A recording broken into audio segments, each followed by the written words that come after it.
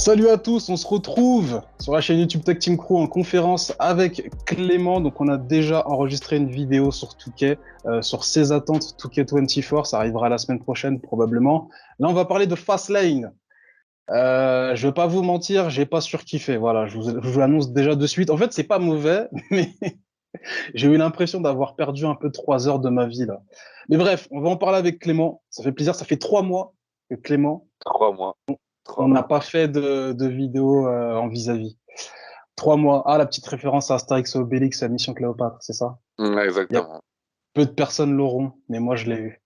Voilà. On va commencer avec le pré-show. Jet Cargill qui sort d'un SUV et qui serre la main à Triple H. Donc on s'attendait à une interaction dans le show, mais que nenni! Il n'y a rien eu du tout.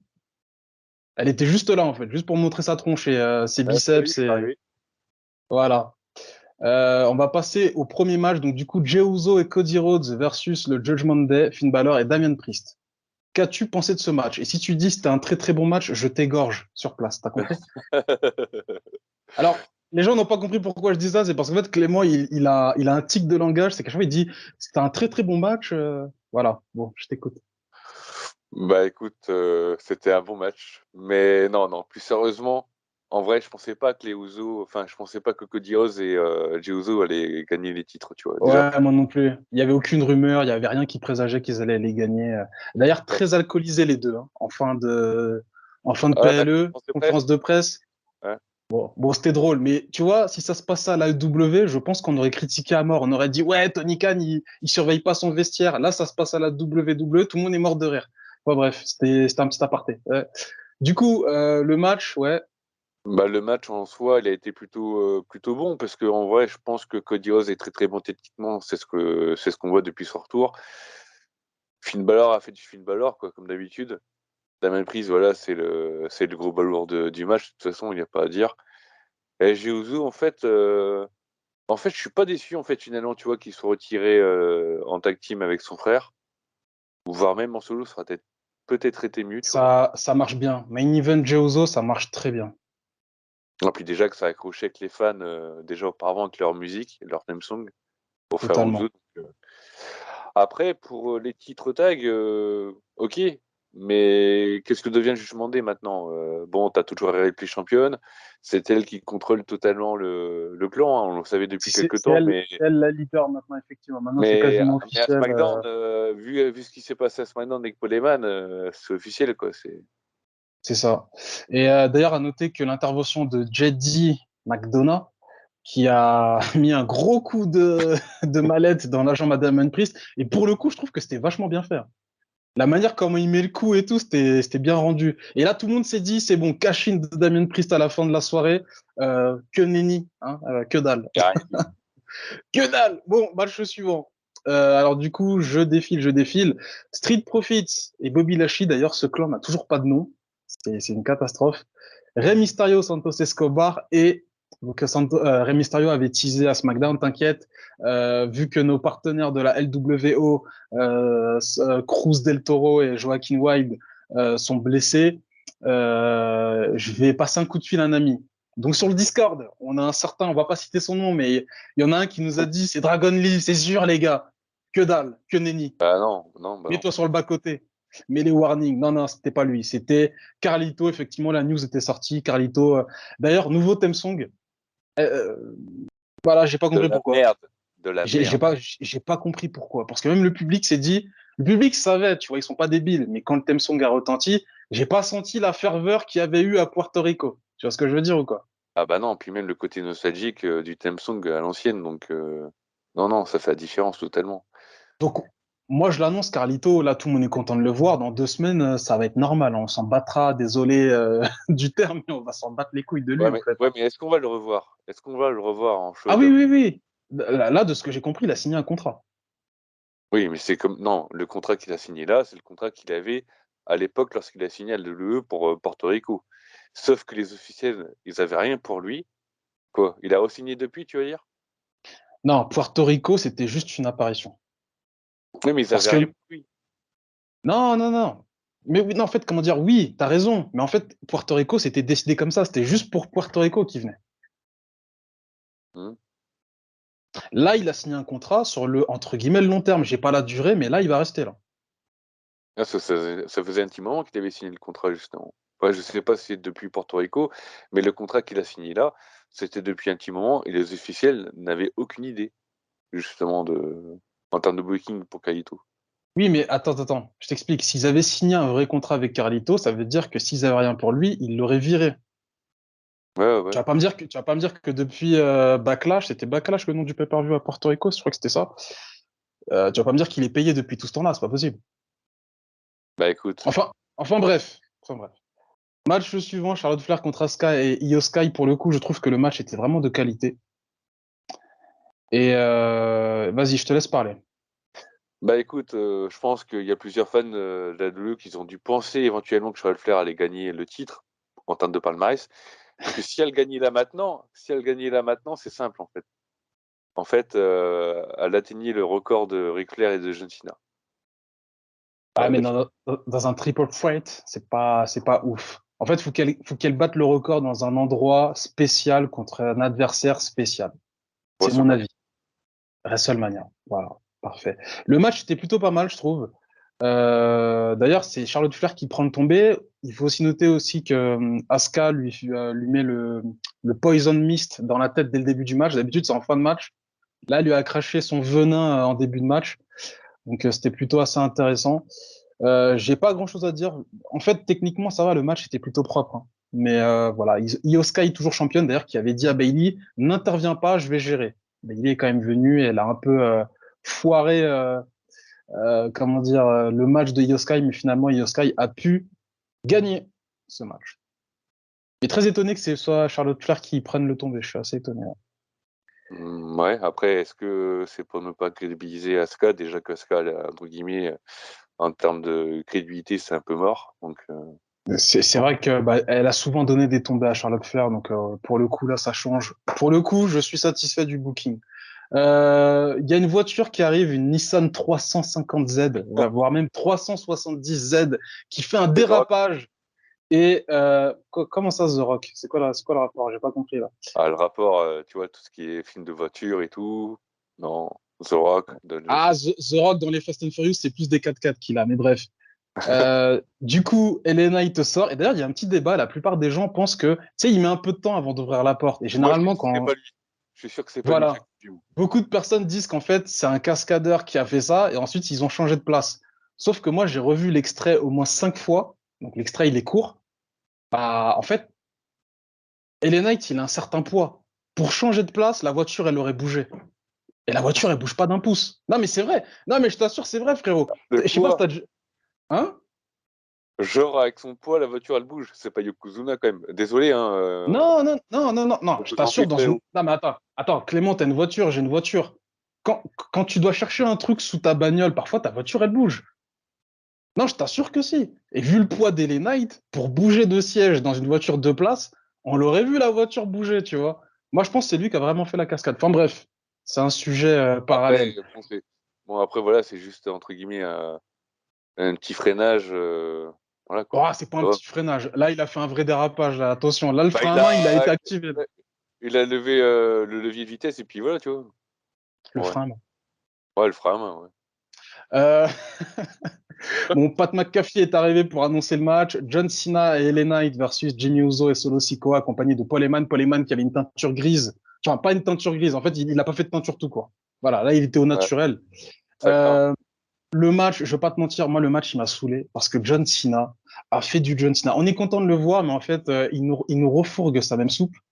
C'est qu'il subit, il subit. On n'a pas eu de Il te comeback. met, On n'a pas eu de comeback. à un moment donné, attends, à un moment donné, il met une attitude adjustment nulle part. Et je trouve que toute la période où John Cena subit, elle est extrêmement longue. Mais c'est du John Cena, tu vois. Et moi, le match, je vais pas te mentir, ça m'a un peu saoulé. Ça m'a un peu saoulé. J'ai l'impression qu'ils étaient en pilotage automatique. LA Knight a fait du LA Knight, Cena a fait du Cena, Solo Sikoa a fait du Solo Sikoa, Jimmy Uso, je le trouve un peu insupportable en heel. C'est pas un mauvais match, mais bon, je trouve que voilà, c'est un match. Moi, je vous l'ai dit, Fastlane, c'est pas un pay-per-view que j'ai trouvé. Voilà, en termes d'émotion, j'ai eu l'impression de. On dirait que c'était un house show de bonne qualité. tu vois. Bah, pour moi, le tag team là, je préfère totalement le tag team Judgment Day contre Jey et Cody Rhodes, Ah quoi. oui, totalement. Totalement. Là, il y avait plus d'intensité dans le match, totalement. Je suis entièrement d'accord. Et puis, il y avait l'enjeu. Moi, j'aime pas beaucoup les interventions à répétition, mais le fait de voir Rhea Ripley, Dominique, JD McDonough, tu te dis, putain, mais qu'est-ce qui va se passer? Et au final, ils n'arrivent pas à gagner le match. Donc, ouais, ça met de la tension. Là, pour le coup, c'était pour moi un match pour mettre en avant LA Knight. Voilà. Oui, C'est. par contre, ça craint parce qu'il y a des rumeurs pour un contre 1 entre John Cena et Solo Sikoa à Crown Jewel. Mhm. Bah, moi, je m'attends à la même chose qu'on a eu dans ce tag team, en fait, une domination de la part de Solo Sikoa et puis un comeback de John Cena qui remporte le match, quoi. Ah, tu penses que Cena contre Solo Sikoa, c'est Cena qui gagne? Moi, je pense que oui, hein. Ok. Après, c'est une discussion. Pour moi, l'un est possible comme l'autre. Ouais. Enfin, Solo Sikoa gagne, ça me choque pas. Sina gagne, ça me choque pas non plus. Tout est possible. Le main event, last man standing match. Alors, les fans de Seth Rollins, je vais me faire des ennemis. Je suis désolé, je vous le dis des cash. Moi, j'en ai marre. Seth Rollins est protégé. Alors oui, Seth Rollins a eu une période où il n'avait pas gagné de titre pendant 2 ans, 2 ans et demi à peu près. C'était extrêmement long. Maintenant qu'il a un titre, on veut pas lui faire lâcher. Contre Finn Balor, déjà, j'ai pas compris. Parce que Finn Balor à SummerSlam, pour moi, il devait gagner le titre. C'était vraiment le moment pour qu'il le gagne. Il le titre à Seth Rollins. Et là, dans le match, à plusieurs reprises, Shinsuke Nakamura a quand même des séquences où ça serait crédible de le faire gagner. Et Seth Rollins, à 9, il se relève. Et moi, quand je vois ça 2 fois, je me dis, bah, c'est bon, Rollins, il va jamais perdre le match. C'est pas possible. C'est bon, c'est signé. Et ça m'a saoulé, en fait. Je me suis dit, je te dis pas que je croyais à fond à la victoire de Shinsuke Nakamura, mais j'aurais aimé le voir gagner le titre suprême. D'ailleurs, il me semble qu'il n'a jamais gagné de titre mondial, Shinsuke. Si, si, contre Il a AJ gagné une Styles. fois contre AJ Ouais. Styles. Je pensais au match contre Jinder Mahal qu'il avait perdu à l'époque. C'est pour ça. Mais je trouve ça dommage. Et puis Seth Rollins, dans sa gimmick actuelle, moi, il me fait pas du tout kiffer, hein. Pas Bah, du en tout, fait, pas du tout, hein. ça vient lassant. Pas que je l'apprécie pas, tu vois, le personnage, Ah ouais, moi, il me il est lasse. catcheur, mais ça vient lassant, en fait. Ça veut dire qu'en fait, maintenant, tout se base sur le chant de la foule, sa gimmick, en vrai, en général. Donc, Alors, je pour vais moi, pas réduire sa gimmick à ça. Sa gimmick, elle est un peu plus complexe que ça. Enfin, complexe, c'est peut-être un peu abusé de dire complexe, mais je sais pas, son côté fashion victime, c'est pas crédible pour un champion mondial. C'est mon avis perso. Quand il était en architecte, quand il jouait avec le mental de ses adversaires, c'était intéressant. Là, c'est un guignol. T'as vu les tenues qui se trimballent? C'est Jules Koundé! Oh! C'est Jules sans Koundé, le commentaire, mec! sans commentaire, quoi. Non, mais c'est abusé. Ça a abusé. Non, franchement, en vrai, demain, tu veux montrer à ton pote, tu dis, ouais, la WWE, maintenant, c'est ça. Ouais, c'est qui le champion mondial? Ouais, c'est Seth Rollins. Attends, il regarde les photos. Quoi, c'est lui, là? Mais la Fashion Victim, c'est fini, les gars, là. La Fashion Week, là. La Fashion Week à Paris, c'était la semaine dernière. Nous, c'est Euh, toutes les semaines à Monday Night Raw. Non, franchement, les gars, c'est abusé. Enfin, bref. Voilà. Donc, est-ce qu'il y a une séquence dans le main event qui t'a fait kiffer? Bah ouais, quand Shinsuke Nakamura, je crois que c'est la première fois d'ailleurs, le poison le truc du poison, là. Ah, le poison sur l'échelle, effectivement, il lui fout. Mais c'est la On a eu première fois. 2 Poison Mist. J'ai pas le souvenir. D'ailleurs, lui, son poison était rouge. Celui Ouais. de Asuka était vert et lui, il était rouge. Donc, c'était comme s'il crachait du sang, tu vois. Donc, visuellement, je trouve que ça rendait bien. Mais c'est la première fois que je le vois, je crois, hein, le faire ça, hein. Ouais, je crois que c'est la première fois qu'il le fait, effectivement. Effectivement. Et par contre, Vous... moi, à ce moment-là, quand Seth Rollins se casse la gueule de l'échelle suite à ça et qu'il tombe sur la table, et forcément, la table se casse, pour moi, c'était la fin du match. Bah, j'ai pensé à toi. Et en vrai, titre mondial de cette manière, c'est dégueulasse. Tu Ah ouais? craches un poison sur un adversaire, il s'écrase sur la table. Le gars, il compte jusqu'à 10, t'es champion mondial. Bah, en termes de fin, ça va, quoi, il y a pire. En fait, c'est pourquoi je te dis ça? Parce qu'à l'époque, pour ceux qui nous connaissaient, à l'époque, on avait une fédération. Et rappelle-toi, en tant que general manager, j'avais booké un match de championnat en backstage sur le jeu, là, Touquet. Et tu m'avais Ouais. dit, mais attends, ça veut dire que le mec peut devenir champion mondial en backstage. C'est-à-dire qu'il n'y a pas de tombée, en fait. C'est juste par un chaos. Et tu avais dit, c'est pas normal. Ça n'a jamais été fait et tout. Et là, c'est pas exactement la même chose, mais tu vois, je sais pas, jeter un poison, le mec qui s'écrase sur la table et il était champion mondial, je trouve que pour commencer un règne, c'est pas fou. Après, moi, je me souviens des SmackDown Match à l'époque de Catch Attack, à l'époque d'NT1. Alors, je me Mhm. souviens, il y avait un SmackDown Match où le mec, il avait gagné parce qu'il avait mis plein de tables sur son adversaire. Et en termes de fin, Plein de tables sur son adversaire. Attends, quand tu me dis ça, moi je pense à TLC, John Cena contre Wade Barrett, où il avait jeté toutes les tables. Je crois que c'était après match, non, ça. non, non, ça c'était les chaises à la fin.